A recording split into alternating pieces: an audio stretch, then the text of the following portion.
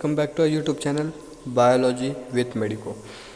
पिछले दो वीडियोस में हम लोग ने पूरा चैप्टर पढ़ लिया था द लिविंग वर्ल्ड के बारे में। इस वीडियो में जो आखिरी पार्ट बचा है चैप्टर में वो पढ़ेंगे। जो आखिरी पार्ट है उसमें क्या क्या है वो भी देखेंगे, और फिर जो फर्स्ट पार्ट था उसमें क्या क्या है वो तो पढ़ लिया आपने। अगर आपने पहले दो लेक्चर्स देखे नहीं है तो वो वीडियो ज़रूर देख लेना। उसमें हम लोग ने पढ़ा था taxonomical categories, diversity in living organisms, और जो वो क्या डिफाइनिंग प्रॉपर्टीज़ थे और उसके बारे में पढ़ा था। पूरा चैप्टर पूरे एकदम डिटेल में पढ़ा हुआ है हम लोग ने वो गाइस। जिसमें हम लोग ने क्या पढ़ा था वो एक याद करने का सिंपल सा तरीका याद रखा था, काइंडली पे charges of fully grilled sandwich, अगर आपको याद है। और अगर आपने पिछला वीडियो देखा नहीं है तो वो ज़रूर देखना।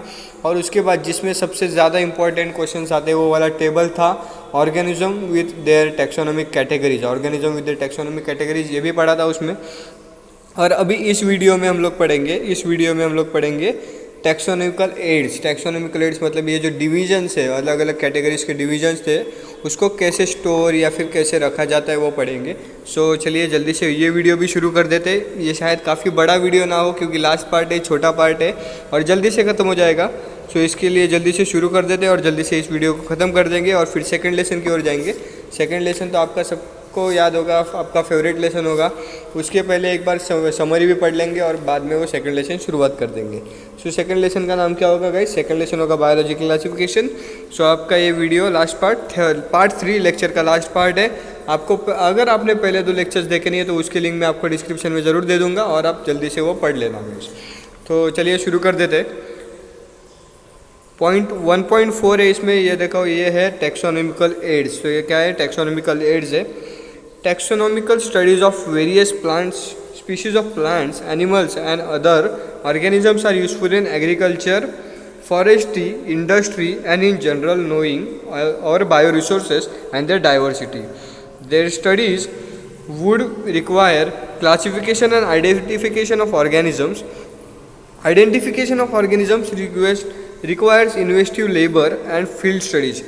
अगर आपको किसी भी चीज़ को आइडेंटिफाई करना है तो उसको काफ़ी डिटेल में स्टडी करना पड़ता है गाइज आपको। और वो जो स्टडी है उसको बायो रिसोर्सेज का जो स्टडी है वो डाइवर्सिटी बहुत ज़्यादा है और उसके लिए लोग ज़्यादा लगेंगे।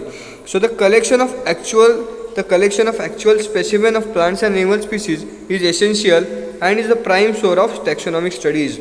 ये भी जो भी कलेक्शन है, मतलब जो एक्चुअल स्पेसिमेंस होते हैं, मतलब कोई भी अगर मैंगो का पेड़ है तो पूरा मैंगो का पेड़ तो कोई भी संभाल सकता है, पर क्या टाइगर आप हमेशा संभाल सकते हो क्या? तो नहीं संभाल सकते।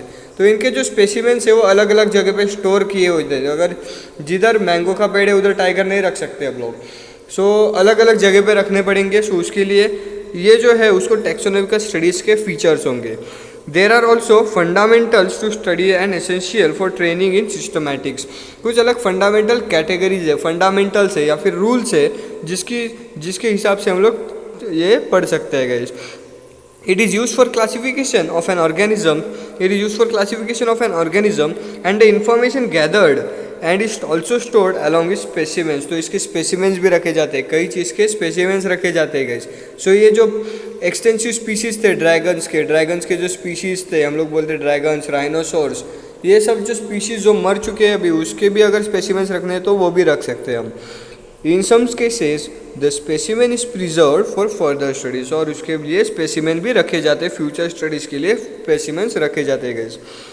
Biologists have established certain procedures and technique to store and preserve the information as well as specimens. ये जो बायोलॉजिस्ट है गाइस, बायोलॉजिस्ट ने कुछ टेक्निक्स निकाले। बायोलॉजिस्ट ने क्या निकाले? कुछ टेक्निक्स निकाले जिसके हिसाब से बायोलॉजिस्ट ने क्या टेक्निक्स निकाले जिसके हिसाब से हम लोग ये स्टोरेज कर सकते हैं। किसने निकाले? और techniques biologist. Certain procedure and technique जिसके हिसाब से हम लोग ये सब स्टोर कर सकते हैं guys. Some of this explain here and you have to understand the uses of this. तो इसमें से कुछ एक्सप्लेन किए हुए वो अब हम लोग इस वीडियो में पूरा पढ़ लेंगे गाइस। ये जो टैक्सोनॉमिकल एड्स है वो काफ़ी इंपॉर्टेंट है क्योंकि इसमें से हमेशा क्वेश्चन आते हैं गाइस, हमेशा नीट में क्वेश्चन आते हैं और हमेशा 2 क्वेश्चन तो कम से कम आ जाते हैं इसमें। लिविंग वर्ल्ड में पूरे चैप्टर में 2 क्वेश्चन और इसमें से 1 क्वेश्चन पक्का आ जाता है गाइस। ये देखते क्या है। पहला वाला है उसमें हर्बेरियम। हर्बेरियम क्या होता है guys? Herbarium is the sheet, एक शीट होती है, उसका फ़ोटो मैं आपको अगले वीडियो में ज़रूर बता दूंगा अगर मुझे याद रहा तो। हर्बेरियम शीट अगर याद रहा तो वो ज़रूर अगले वीडियो में बताऊंगा, उसमें क्या क्या लिखना होता है, कैसे होता है वो भी बता दूंगा।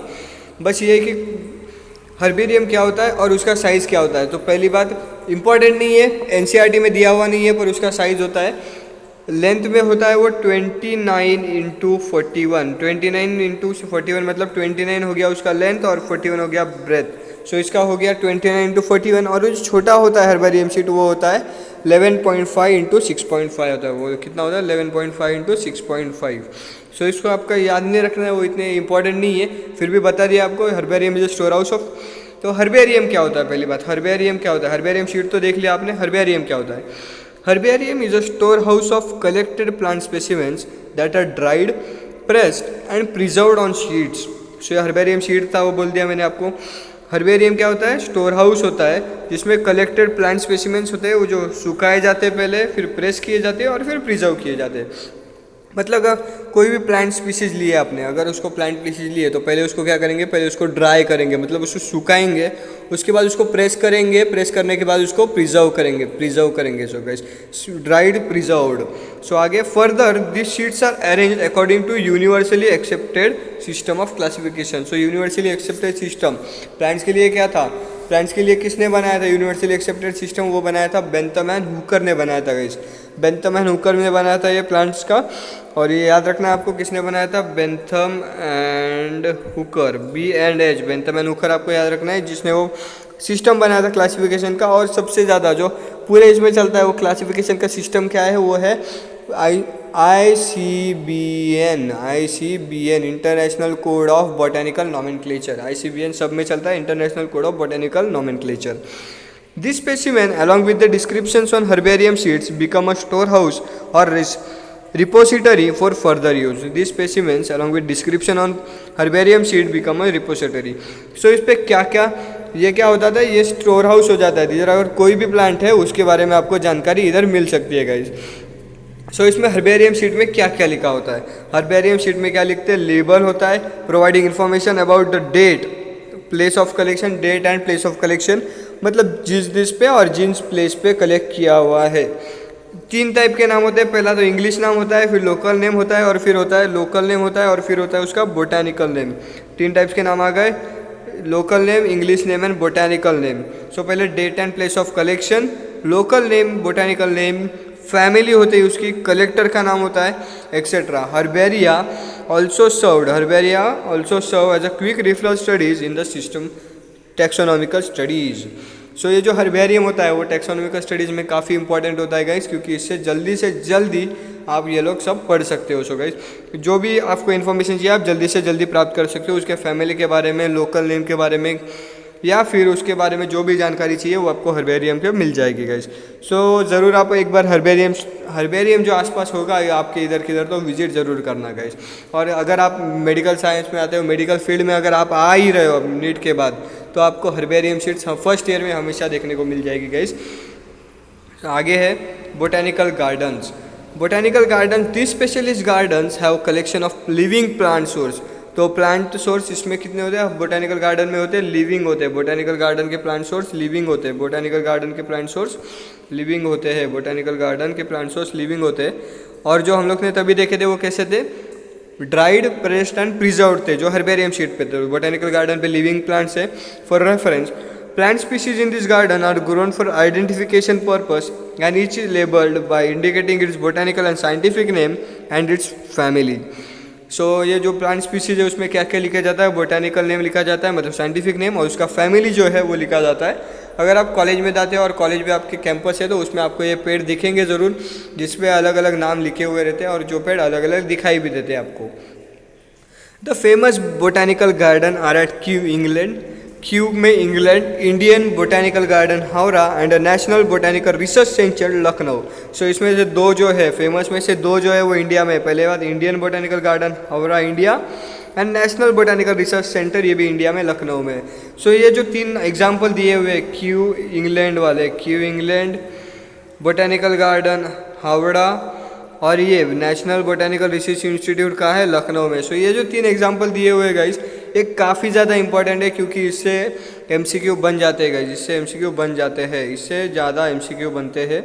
ज़्यादा बोले तो इससे हमेशा नीट में MCQ एग्जाम्पल वाले आ जाते हैं। सो ये वाला जो लाइन है, ये 3 लाइन वो काफ़ी इंपॉर्टेंट है, काफ़ी इंपॉर्टेंट लाइन है गाइस, ये याद रखना है आपको। काफ़ी इंपॉर्टेंट लाइन है। सो आगे देखते हैं, ये हो गया हम लोग का बॉटेनिकल गार्डन के बारे में। सो आगे क्या है वो देखते हैं। बॉटेनिकल गार्डन में कौन से है, लिविंग प्लांट स्पीसीज है, और जबकि हर्बेरियम में ड्राइड, प्रेस्ड और प्रिजर्व्ड थे, ड्राइड, प्रेस्ड और प्रिजर्व्ड थे। सो अगला देखते हैं, museum. Biological museums are generally set up for educational institute such as schools and colleges. Biological museums are generally setup in educational institute such as schools and colleges. So ये museum जो होते हैं, मतलब क्या होता है, जिधर एनिमल रखे जाते हैं, जिधर वो कैसे भी हो सकते हैं, वो यूजुअली मरे हुए हो सकते हैं, जिंदा हो सकते हैं, वो कैसे भी हो सकते हैं, या फिर preserved plants and animal specimens for study and reference. तो इसमें क्या क्या स्टोर किया जाता है उधर लिखा हुआ है, museums have collection of preserved plants and animal species. Museums have collection of preserved plant and animal species for study and reference. So क्या क्या होता है, प्लांट और एनिमल स्पीशीज होते हैं guys. Specimens are preserved in the containers और jars in perspective solution. Specimens are preserved in the containers और jar in a preservative. So इसमें प्रिजर्वेटिव रखे जाते हैं ताकि वो खराब ना हो या फिर वो सड़े ना हो, सो मतलब खराब ना हो या फिर डिजॉल्व ना हो जाए, वो इसके लिए। प्लांट एंड एनिमल स्पेसिमेंट्स में ऑल्सो भी प्रिजर्व्ड एज ड्राई स्पेसिमेंट्स। वो ड्राई भी हो सकते हैं या फिर वेट भी हो सकते हैं। तो अगर आप एनाटॉमी में आओगे, मतलब अगर आप MBBS में आते हो, तो आपको जो डिसेक्शन होता है, सो वो बॉडी जो होती है वो फॉर्मेलिन में प्रिजर्व की जाती है गाइस, ये भी आपको बता दूं मैं। सो ये काफ़ी इंपॉर्टेंट होगा आपके लिए, आपको याद रखना है। म्यूजियम्स आपके बायोलॉजी में भी होते हैं, जिधर आपके ऑर्गन स्टोर्ड होते हैं, डिसेक्शन के लिए बॉडीज रखी जाती है। Insect are preserved in insect boxes after collecting. Insect are preserved in insect boxes. Insect box में कलेक्टिंग के लिए प्रोसेस क्या होता है, पहले कलेक्टिंग, किलिंग एंड फिर पिनिंग। इसमें भी ये जो होता है ना, वो क्रोनोलॉजिकल ऑर्डर जो लगाना होता है, क्रोनोलॉजिकल ऑर्डर, उसमें भी ये MCQ बन सकता है। पहले क्या होता है, पहले कलेक्टिंग, फिर किलिंग, और उसके बाद में पिनिंग। सो इंडिया कलेक्शन के लिए 3 स्टेप्स क्या होती है, collecting, killing and pinning. 3 step हो गई, collecting, killing and pinning. Larger animals like birds and mammals are usually stuffed and preserved. So ये जो लार्जर एनिमल्स होते हैं, एलिफेंट हो गया, बर्ड हो गया, टाइगर हो गया, तो ये जिंदा नहीं रख सकते या फिर मरा भी नहीं रख सकते। तो इनमें सब अलग सामान भरे होते हैं और वो इसमें स्टफ करके वो प्रिजर्व किए जाते हैं guys. Museums often have collection of skeleton of animals too. Museum में अगर जाओगे आप तो उधर एनिमल कलेक्शन भी देखने को मिलेगा, जिधर आपको एनिमल्स के स्केलेटन देखने मिलेंगे। मोस्टली वो होते हैं डायनासोर के स्केलेटन होते हैं, आपने अगर मूवीज़ देखे होंगे तो उसमें आपको हमेशा देखने मिलते हैं। और अगर कॉलेज टूर जाती भी है तो बहुत अच्छा है गाइस। सो उसमें कलेक्शन ऑफ स्केलेटन्स भी होता है। सो अब ये हो गया। सो अगला जो कंसेप्ट है वो देखते हैं अभी।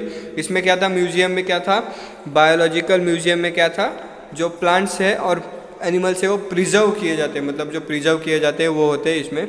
सो इसमें आगे देखते हैं अभी, आगे क्या है, आगे वाला पार्ट है zoological gardens.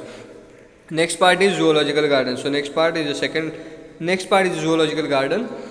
These are the places where wild animals are kept in protected environments under human care, which enable us to learn about their food habits and behavior. So ये जो जूलॉजिकल गार्डन्स होते हैं guys, इसमें जो animals होते हैं वो preserve वाले नहीं होते या फिर जो स्टफ़ किए वाले नहीं होते। इसमें जो होते हैं वो लाइव वाले लिविंग ऑर्गेनिजम्स होते हैं गाइस, जो जिंदा होते हैं वो वाले इसमें प्रेजेंट होते हैं। और ये जो एनिमल्स है वो जंगल में या फिर किधर नहीं रखे जाते, जंगल जैसा एक एनवायरनमेंट बनाया जाता है जिधर ह्यूमन केयर के अंडर इनको रखा जाता है गाइस। ह्यूमन केयर और उनके फूड हैबिट के अंदर उनको रखा जाता है। All animal in the zoo are provided as far as possible the condition similar to natural habitat. So ये जो जू वाले होते हैं गाइज, वो जू वाले जो एनिमल्स है गाइज, जू वाले एनिमल्स है उनको ऐसा क्लाइमेट प्रोवाइड किया जाता है कि उनको ऐसा लगे कि वो जंगल में रह रहे हैं। बस इसका एक होता है कि वो नेचुरल हैबिटेट में रहते नहीं है, बस दिखाने के लिए वो नेचुरल हैबिटेट में रहते हैं। अगर आप कोई भी ये देखते हो, अगर जूलॉजिकल पार्क देखते हो, सबसे बड़ा जूलॉजिकल पार्क मुंबई में SGNP, Sanjay Gandhi national park. अगर आप इधर विजिट करते हो तो आपको ऐसा लगेगा कि नहीं कि आप किसी पार्क में हो, आपको ऐसा लगेगा कि आप फॉरेस्ट में हो और आप उधर हर तरीके के एनिमल देख सकते हो। और वो काफ़ी अच्छा जूलॉजिकल पार्क है। अगर आपको टाइम मौका मिलता है ज़रूर आप एक बार उधर विजिट करना guys. Children love visiting this parks commonly called as zoo. ये जो बच्चे लोग होते हैं, छोटे बच्चे, उधर हमेशा हम लोग को भी अगर कोई भी अच्छी जगह रहेगी तो उधर जाने में अच्छा लगता है गाइस। सो जूलॉजिकल पार्क में क्या होता है, living organisms, living animals, specially wild animals जो लिविंग होते हैं और वो एनवायरनमेंट से प्रोटेक्टेड, मतलब वो बोलते हैं ना एंडेंजर्ड स्पीशीज़ जो होते हैं गाइस, एंडेंजर्ड स्पीशीज़ वो इधर रखे जाते हैं गाइस। सो आगे बढ़ते, ये देखो, ये कुछ एनिमल्स दिए हुए, इधर राइनोसोर दिया हुआ है, ये है स्वैन दिखाया हुआ है, स्वैन दिखाया हुआ है, एलिफेंट और ये फिर टाइगर। ये जो है सब ये जोलॉजिकल गार्डन के, और ये देखो इधर पब्लिक देखने को आई हुई है और दे आर एन्जॉइंग, मतलब ये जो होता है, ये जो इन्वायरमेंट होता है वो काफ़ी एन्जॉयबल होता है गाइस, एन्जॉयबल होता है और सबको अच्छा भी लगता है गाइस। सो ज़रूर आप एक बार विजिट करना, आपको भी अच्छा लगेगा गाइस। सो आगे बढ़ते हैं। आगे ये वाला कंसेप्ट है की। Key is another taxonomical aid used for identification of plants and animals based on similarities and dissimilarities. So ये जो की है गाइज वो क्या है, टैक्सोनॉमिकल कंसेप्ट है, टैक्सोनॉमिकल एड है वो जो किस पे बेस्ड है, similarities and difference, similarity and dissimilarities which is also called difference. So similarities और डिफरेंस पे बेस्ड है ये। So classification of plants and animals on similarities and differences is called as key. Classification of animals on or plants on their similarities and dissimilarities is called as key। ये question बन गया। The key are based on contrasting characters generally in a pair। The key are based on the contrasting character। contrasting character जो होते हैं उस पे ऊपर based होता है गाइस। contrasting character में भी opposite character होगा या फिर सेम कैरेक्टर होगा। ये जो कॉन्ट्रास्टिंग कैरेक्टर है उसके ऊपर की बेस्ड होता है। It represent the choice between two opposite option. It represent the choice between two opposite option. अगर ये नहीं तो फिर वो, मतलब opposite action based on similarity and dissimilarities. और डिवीजन किसका होता है, प्लांट्स और एनिमल्स का डिवीजन होता है guys. This result in acceptance that only one and rejection to other. So इसमें क्या होता है, की में क्या होता है, एक रिजेक्ट हो जाता है और एक एक्सेप्ट हो जाता है। एक्सेप्ट एक होगा, रिजेक्ट एक होगा, मतलब ये क्या हो गया, सिमिलर जो सिमिलरिटी वाला एक्सेप्ट हो गया या फिर dissimilarity. E statement in a key is called as lead. सो ये भी एक क्वेश्चन आ जाता है, e statement in a key is called as lead. सो ये वाला जो स्टेटमेंट है वो ज़्यादा इंपॉर्टेंट है। E statement in a key is called as a lead. Separate taxonomic keys are required for each taxonomic categories as a family, genus, species for identification purpose. Keys are generally analytical in nature। Keys are generally analytical in nature। और separate होता है, मतलब जो keys होते हैं वो statement को क्या, वो स्टेटमेंट को द लीड बोलते हैं। और ये जो कीज होते हैं गाइज वो फैमिली के अलग होता है, जीनस के लिए अलग होता है, स्पीशीज़ के लिए होता है, और आइडेंटिफिकेशन प्रोसेस के लिए सबके लिए अलग अलग होते हैं गाइज। सबके लिए अलग अलग होते हैं guys.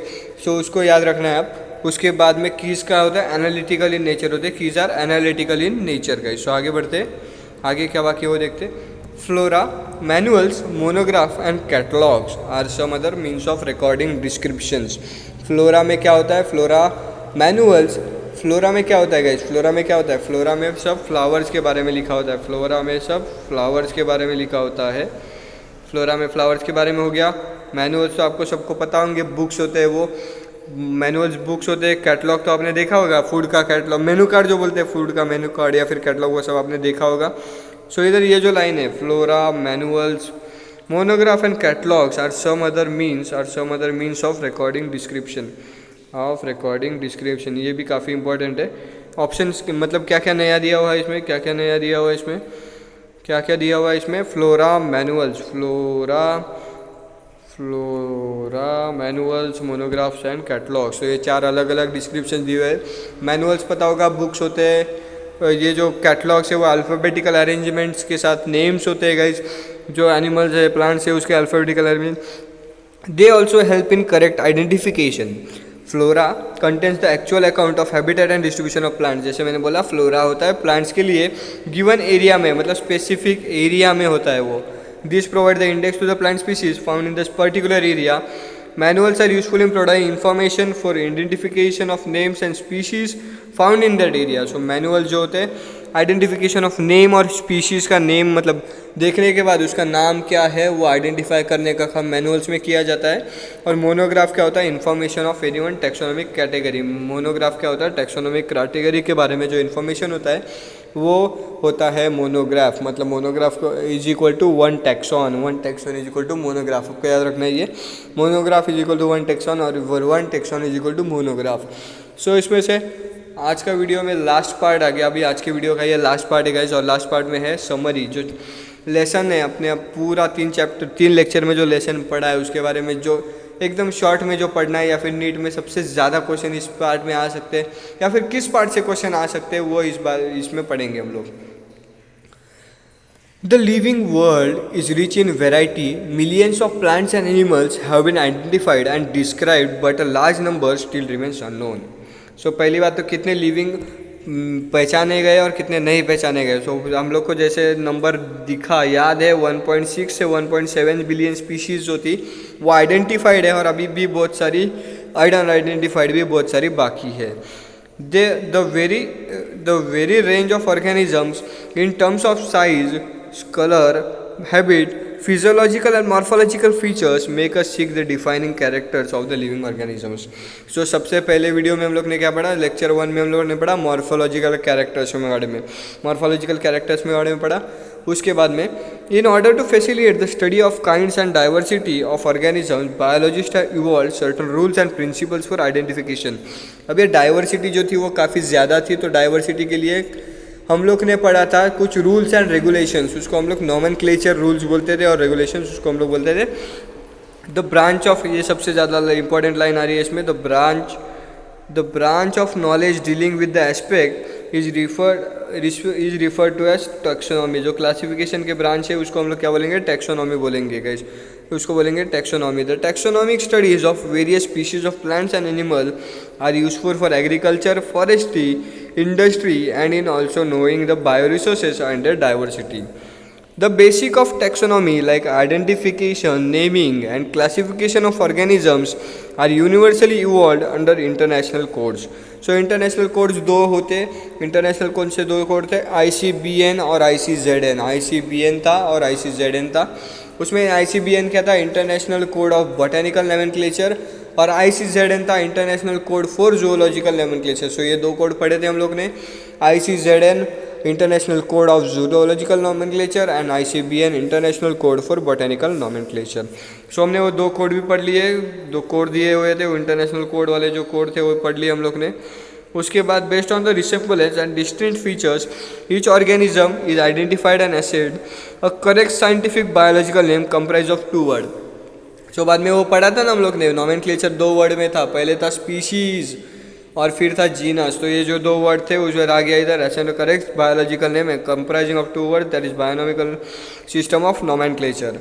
An organism represents or occupies a position in the system of classification. There are many categories or rank and generally referred to as taxonomic categories.